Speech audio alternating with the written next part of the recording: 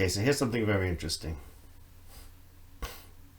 The great Meir, the Gemara tells us in Brachos Daf Yud Zayin, this was his saying. This is what he used to talk about. Margala b'fumid Meir. Something that Meir would commonly say was Gemara b'chol levavacha v'chol nafshcha l'das derachai. So you should study, you should commit, master maybe is the right word for Gemara, means to complete a discipline. So Meir is saying you have to master and you have to complete the discipline of das derachai. Of course, he's speaking the first person, as it were, in Hashem's name. Now, if Meir calls on people to invest this level of commitment, the whole leiv and the whole nefesh, so, it has to be worth it, right? He's asking for something here. And what he's asking for is knowing Hashem's ways. So that's what a person should commit to with this level of commitment. Knowledge. Of course, knowing Hashem's ways. What does it mean to know Hashem's ways? Basically, Hodein as Dorachecha, right? Moshe Rabbeinu's request is the ultimate. Meir continues. We have to talk about the continuation too, but I want to focus on this thing. Meir's demanding or encouraging this kind of total commitment to knowledge of Hashem's ways. Now you learn this Gemara and you have to ask yourself, what does it mean to know Hashem's ways? Do you have any idea what that means?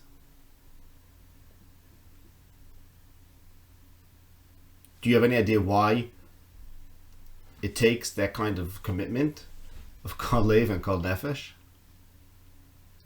Parenthetically, I think it's noteworthy that he doesn't say b'chol ma'od. He's obviously equating love with knowledge, as the Rambam does in the Nevichos Tshuva, al pi hadei, al pi ha'ava. But he leaves out ma'od, which is interesting.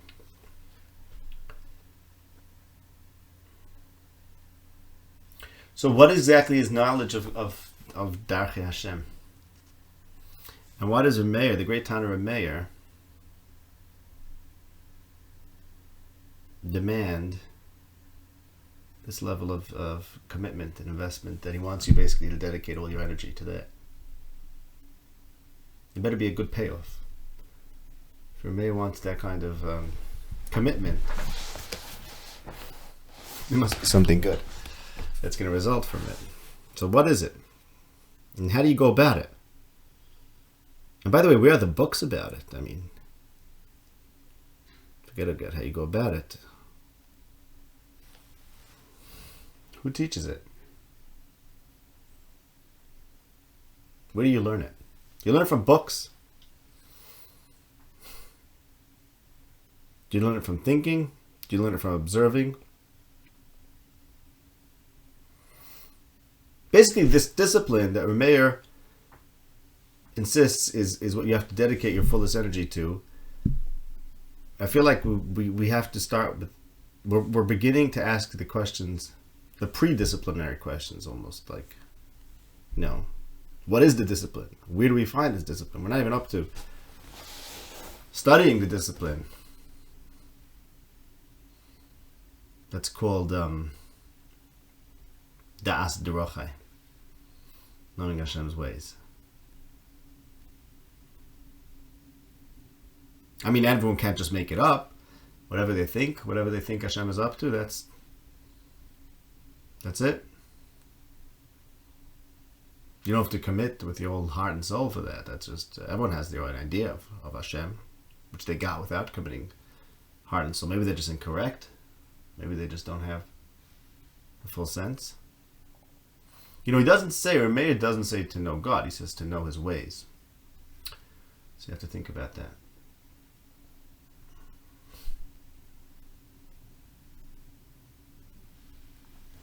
How are you supposed to get there? Next thing Meir says is V'lishkar al dasei terasi. Okay, that's already familiar, right? That's something we're comfortable with.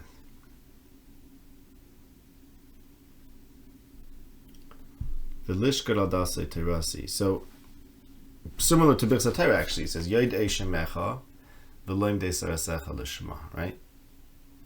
So there's a sequence. And the sequence is knowledge of Hashem. Now, I'm equating knowledge of Hashem's ways with knowledge of Hashem because based on the pasuk, which indicates that knowledge of Hashem's ways is knowledge of Him. And that's because, basically, we can't know God's essence as it is. We can only have a God sense through the mediation of His ways at best. And what I mean to say is we can have a category, a catalog of God's ways. And we can also have a sense of God mediated through His ways. Now, let's just be clear, we're talking about reality. That's all we're talking about, is the whole of reality. So we can have a sense of reality, a true sense of reality.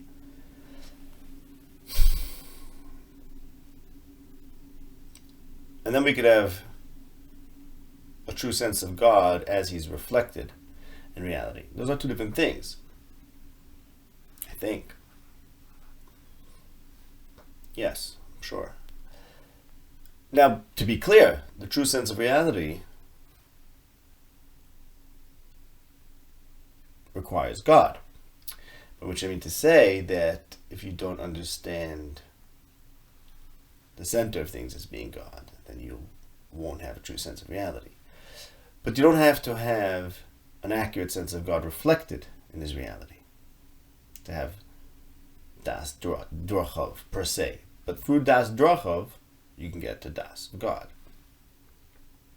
So then we talk about Yodei Shemecha, and it is a good question, the distinction between Yodei Shemecha and das drachov. What is that?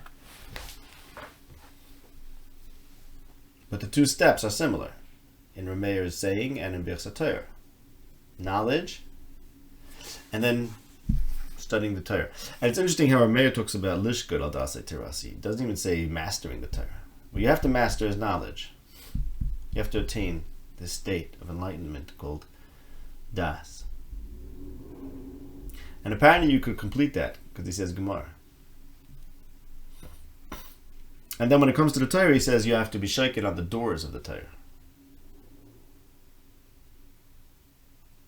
Takes it. Look at that. He uses the word Gemara for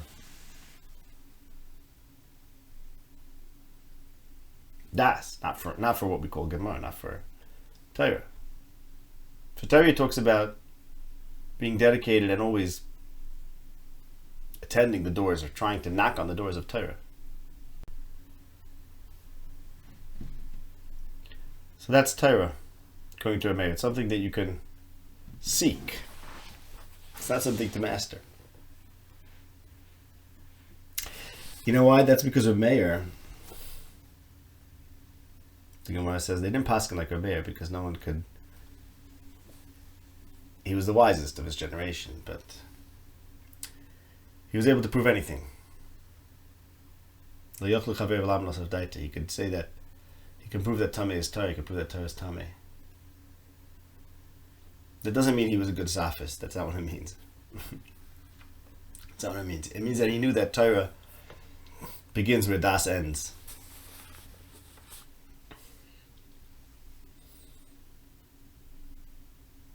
So that we can't be Yodei Torah. We can know the ways of Hashem. We can't have knowledge of Torah. I guess I'm saying you can't have Das Torah, but that's just what comes out. And that's my point. It means Das is something that applies to the drachim, the things that we can categorize and catalog and explain. And then beyond that, there's something called Torah, which is God-given. And when I say God-given, I mean everything is God-given. I mean God retained. I mean it's still godly. It's still God's. We can't know it. We can't explain it. So what we can do is we can master what is. We really can.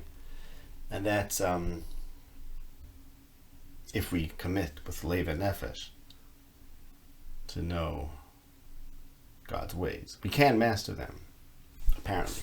The Mayor says we can. It takes a lot of commitment, it takes a lot of effort, and we have to start looking. We have to start with asking ourselves where to look, and how to look. And then when you master that, then you know, okay, you know everything, right?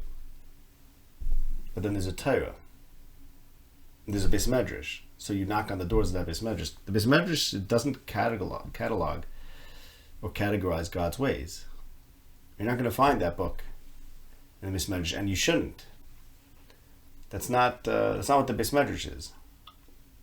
That's what Meir is teaching us. That's not what the Beis Medrash is. The Beis Medrash is the place that you could be shaken on the Dlasayim. You can constantly be trying to have a connection to that, to push yourself towards. It's always a motion towards. It's never mastery. It's not, ironically, it's not Gemara. It's not something that you complete. It doesn't mean you master. It's something you go towards. And you can only go towards it when you're at the end of knowledge. You could be Gomer b'chol lev b'chol nefesh, Ladas starchei Hashem, Ladas is drachov. And then when you're at the edge of that, then you're at the delis. Then you're at the door of the Torah. And then you can start knocking on the door. Okay? So, yeah, we'll leave it at that for now.